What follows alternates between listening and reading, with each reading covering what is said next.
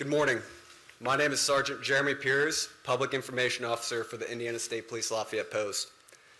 I'd like to thank you all for being here and thank the Delphi United Methodist Church for allowing us to use their facility. This morning we're going to provide an update on the investigation into the murders of Abigail Williams and Liberty German.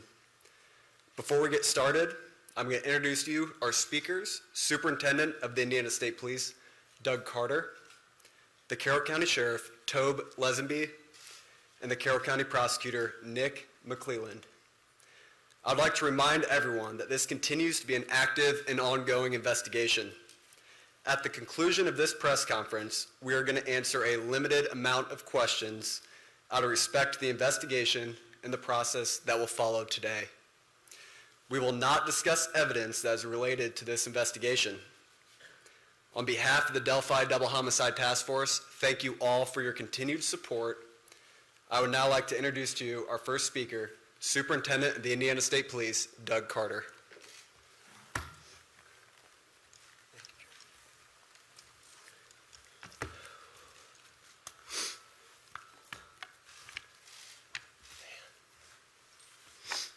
Give me just a second here.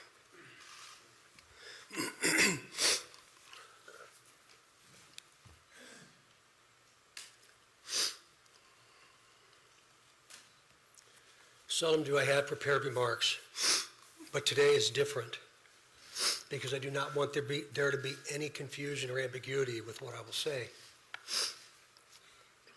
Today is not a day to celebrate, but the arrest of Richard M. Allen of Delphi on 2 counts of murder is sure a major step in leading to the conclusion of this long-term and complex investigation.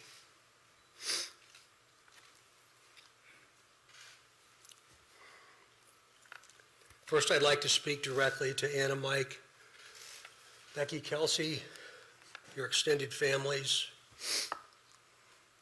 along with the entire Delphi community that certainly has grown and now includes our nation and even many countries around the world. I am proud to report to you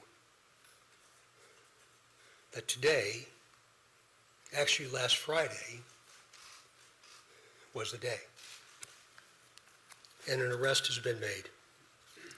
Thanks to literally hundreds of media outlets that have been steadfast in reporting and keeping the memories of Abby and Libby front and center. Many of you in the room have developed relationships with me personally, and you know I always have a personal perspective, and today's no different.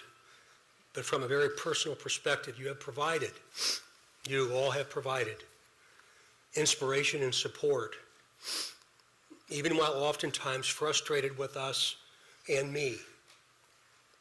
You continue to encourage the efforts, and you too believe that one day we would all be here participating and sharing this news. To the entire law enforcement community, which includes all local, state, and federal agencies, which are far too many to specifically mention today, thank you, thank you, thank you. We are going to continue a very methodical and committed approach to ensure that if any other person had any involvement in these murders in any way, that person or persons will be held accountable. Since the murders of Abby and Libby, 2,086 days ago, the daily investigative team has worked tirelessly and is certainly worthy of mention today. Specifically, Sheriff Lesenby, the Sheriff of Carroll County, Detectives Tony Liggett, Detective retired Kevin Hammond, former Delphi Chief and now the prosecutor's investigator Steve Mullins, State Police First Sergeant Jerry Holman, Detectives Jay Harper, Dave Vito, and Brian Harshman, along with members of the United States Marshal Service, specifically Agent Jeremy Clinton and Agent Bill Colfers. With them today is Dan McClain, the U.S. Marshal, appointed U.S. Marshal. Our state police analyst, our scientists from many different disciplines within our laboratory division, Mrs. Kathy Shank, for your incredible dedication to detail, and to so many others that I know I've missed. I really believe that Abby and Libby would be proud of you for standing strong, even in the face of immense pressure and perpetual criticism. Some of these individuals have postponed retirement, passed on promotional opportunity, have dedicated personal time away from their families, given up nights, weekends, and holidays, all while in the pursuit of accountability for Abby and Libby. I know that today's announcement will not diminish your resolve, and I hope you have found just a bit of peace in this most complicated world. This is really important.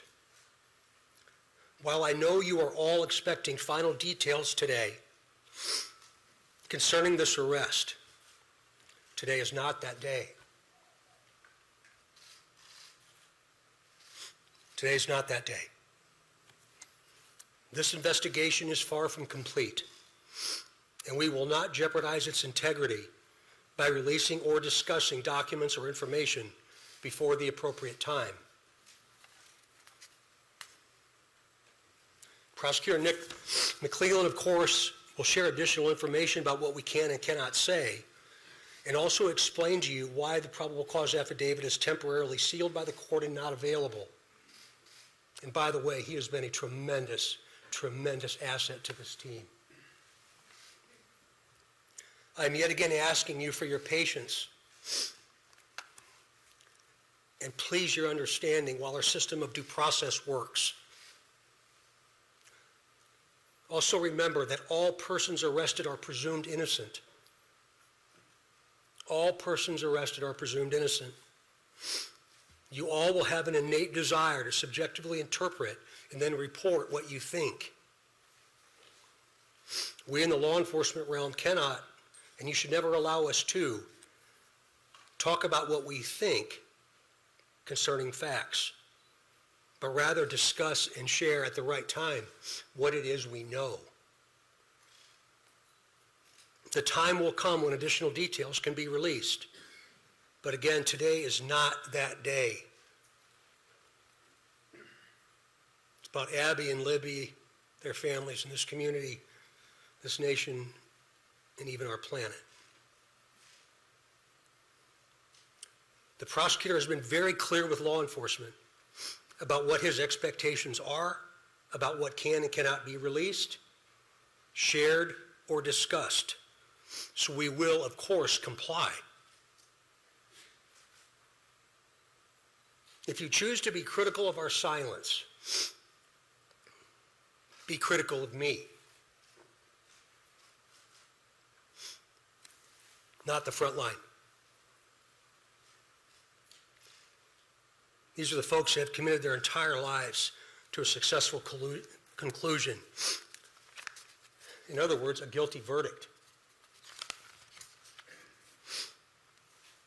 As we move to the next phase of this investigation, I will continue to offer all resources that the ISP has to not only the investigative team I anticipate growing, but also to Prosecutor McClellan as we prepare for the coming months. Again, Nick has been very resolute and very clear, and I'm most grateful for his leadership. And it's going to be really important as we move forward. Please continue offering tips that you would like to share. The many avenues to report will remain open and will be available to all. Please continue doing that. In closing, I stand before you in this church and very place where we held our first briefing nearly 6 years ago, and just hours after the murders of Abby and Libby. Right here.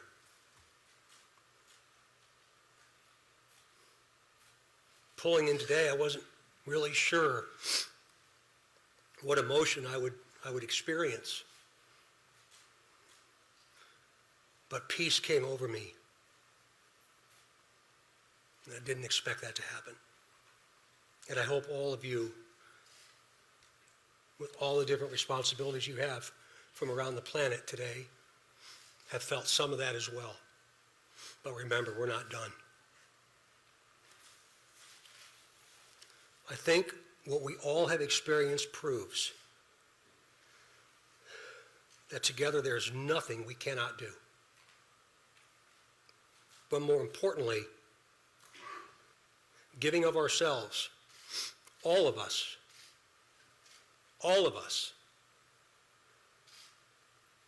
giving of ourselves matters more than what we could ever receive.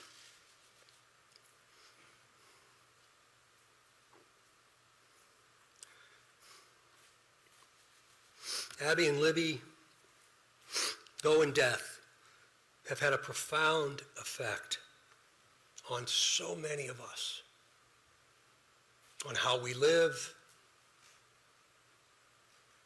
and as importantly, who we all should be.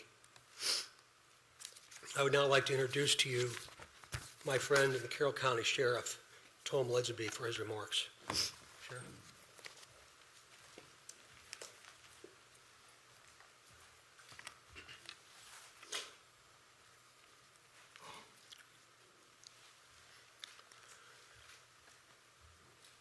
I believe in a God of justice and righteousness. Today, I believe that same God has provided us with justice for Abby and Libby. As Sheriff of Carroll County, Indiana, I want to publicly and sincerely thank each individual who played a role in helping us during this 5.5-year investigation. Whether it was in an investigative capacity, providing tips, cards or letters of suggestions or encouragement, phone calls, and thousands of other countless ways of communicating. I earnestly thank those who prayed for this moment in time. We now move forward through the Indiana criminal justice system, allowing the system to provide its due diligence and process in providing that justice which is owed Abby and Libby, their families, and this community. Thank you.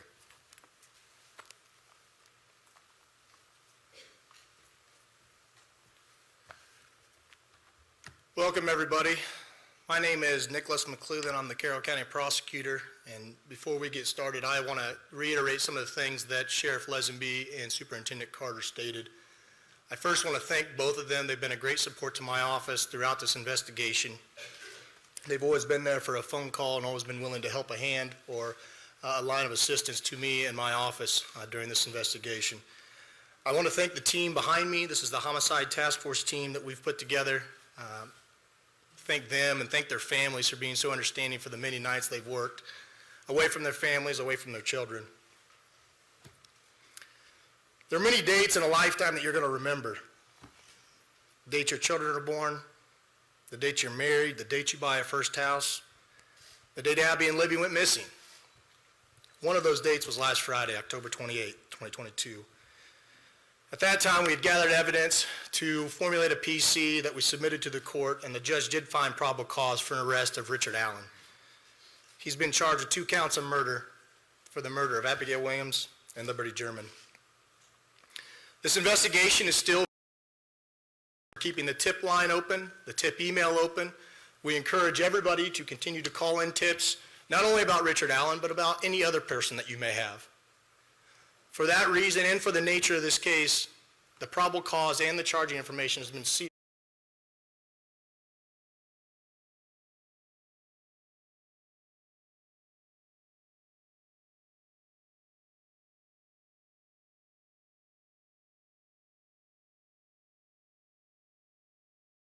by the court. I've been very clear to everybody that per the court order, we cannot talk about the evidence that's in the probable cause or the evidence that's in the charging information. That will become evident to you at some point, and it'll be released, but right now is not that day. Today's about Abby and Libby, focusing on them. Mr. Allen has had his initial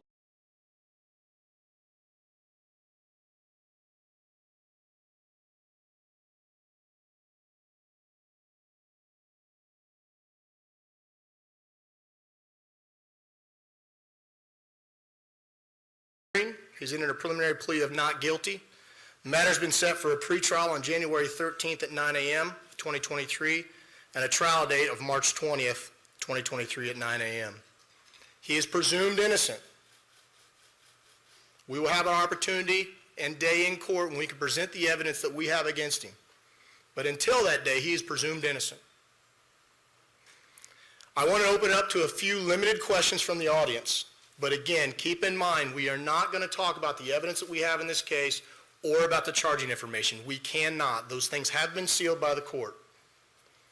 And so I want to open up a few questions. Prosecutor, when did Richard Allen become a suspect, and do you think he acted alone? Again, that's part of the investigation, so I'm not going to talk about those things. What I can say is that we have probable cause established by the court for his arrest, and he is in custody. He's being held currently without bond. How long has he been a suspect? I'm sorry? Again, that gets into the evidence we have of the investigation, and I know from everybody it's frustrating. I know everybody, not only reporters, but the family, everybody wants to know more information. I understand it's frustrating, but my goal is to maintain the integrity of this case. Superintendent Carter, you had said that you believe that you had spoken to the suspect or the suspect's family 2 years ago. Is this man one of those people? Again, I appreciate the question, but we're getting into the timeline of events, and today's not the time to do that. Can you talk about how rare it is? In terms of the family, I know you've had a lot of conversations with them. You were almost in tears pretty much when you started off this press conference. Can't imagine how emotional it is for everybody that's worked on this case. What was your conversation first like with the family of Abby and Libby when you were able to tell them you finally got the suspect? It was a very personal moment for me, and I think it was a very personal moment for them, for all of us that have had interaction with the family. We developed a relationship that I think is going to last at least one lifetime, and maybe a second. So it was a very, very, very sad yet a very humbling experience. Superintendent, you asked for tips, detective work, there was a reward for $325,000. Did this all come together to make this nexus? Is that the combination of all three things that led us to this day, or is it one or the other? Well, eventually you'll be able to see what led us to this day, but again, today's not that day.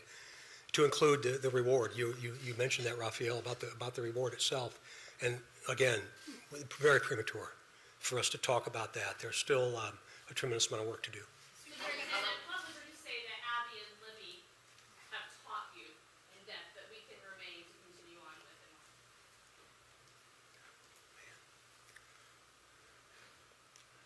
I think probably resilience and understanding the value of each and every day.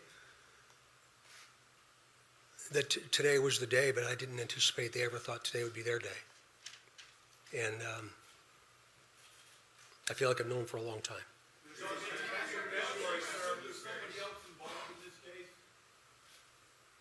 Excuse me? Do you assume there's any other individuals involved in this case? We haven't closed the door on the investigation, and so that's why we keep the tip line and the tip email open. And so we're not presuming anything at this point, but we're going to continue to take tips, continue to take any information anybody has, and as we've done with all the information we've gathered, we're going to look at that and examine that and see where it leads us. Mr. Prosecutor, can you explain the law? You've asked the court, based on this investigation, that these documents should remain out of the public view. Can you explain, without getting into the details of what's in the documents, but this is not regular, usually a public hearing is held, we should be able to see all the documents, right? Sure, sure. You made a decision. Can you explain your decision as to why you believe that maybe for the next 30 days, no one in this room should have access to those records? Sure. It is unusual. We don't do it very often in all the cases that we handle here in Carroll County. We did it in this case because the investigation is still open. And while all cases are important, the nature of this case has some extra scrutiny with it. And so my office, felt it was important to seal those records. There will be a public hearing on whether or not those records are going to remain sealed or not. There'll be public notice for that hearing so that everyone can attend, but there will be a hearing to determine whether or not they're going to stay sealed. But for now, to me, it's about protecting the integrity of this case. I want to have an opportunity at some point to have an opportunity in court to explain the evidence and for that not to be tarnished or tainted or anything like that. Again, he's presumed innocent, and so it was important for me in this case to do that. Hold on just a minute. We're not going to comment on that right now as part of the investigation. Again, we just encourage everybody to continue to call in tips if they have them about anybody, and we'll examine those tips. How does it feel for you guys to have searched nationwide for nearly 6 years, going all over the place, only to find your guy, down the street from your office?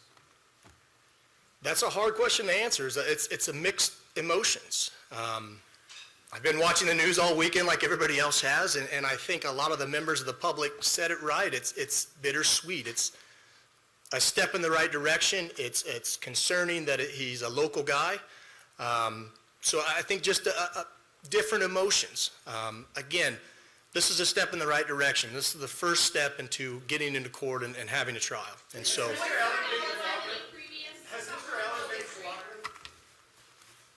All right. That concludes our press conference today. Shortly, I will be releasing a press release that will have his photo and a couple more details that'll also be here for handout.